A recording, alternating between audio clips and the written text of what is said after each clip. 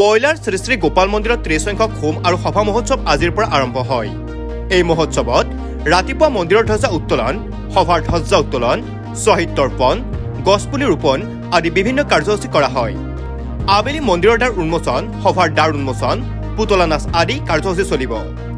দ্বিতীয় দিনা বাৰ্ষিক হোমযজ্ঞ, ওজাপালি আৰু তৃতীয় দিনাখন অসমৰ জনপ্ৰিয় পাঠিকা কুসুম দেৱী আৰু ডালিমী পাটোৱাৰীৰ দ্বাৰা নাগাৰ নাম প্ৰদৰ্শন কৰা হ'ব বুলি সমিতিয়ে জানিবলৈ দিয়ে।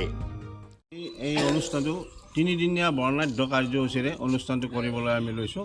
তাৰ আজি আমাৰ প্ৰথম দিনাৰ কাৰ্যসূচী এই মন্দিৰৰ পতাকা উত্তোলন হৈ গ'ল। ইয়াৰ পিছতে আমাৰ সভাৰ পতাকাবিলাক উত্তোলন হ'ব।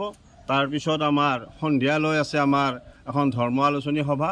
তাৰপিছতে আমাৰ অসমীয়া সংস্কৃতিৰ পুতলা নাচ প্ৰদৰ্শন কৰা হ'ব আৰু আজিৰ অনুষ্ঠানটো এইখিনিতে সামৰণি পৰা হ'ব।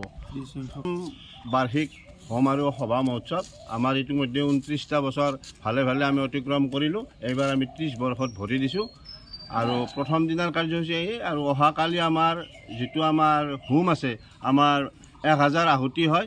এই 1000 আহুতিৰে আমি যিটো বিষ্ণুৰ আমাৰ হোম এইটো আমি পালন কৰি আহিছোঁ আৰু এইবেলিও আমি সেই 1000 আহুতিৰে আমি এই হোমটো আৰম্ভ কৰিম বুলি আমি মানস কৰিছোঁ অহাকালি।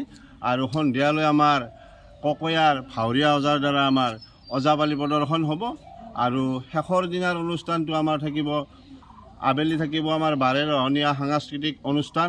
ইয়াৰ মাজতে নানান খেল ধেমালি চলি থাকিব আৰু সন্ধিয়া আমাৰ অসমৰ স্বনামধন্য পাঠিকা দুগৰাকীক আমি আমন্ত্ৰণ জনাইছোঁ। এগৰাকী হ'ল ডালিমী পাটোৱাৰী, আনগৰাকী হ'ল স্বনামধন্য পাঠিকা কুসুম দেৱী। এই তিনিদিনীয়া কাৰ্যসূচীত এইখিনি আমাৰ কাৰ্যসূচী অন্তৰ্ভুক্ত হৈছে। নলবাৰীৰ পৰা দীপু দাসৰ report, news any 365। Stay informed, stay ahead. News Any 365.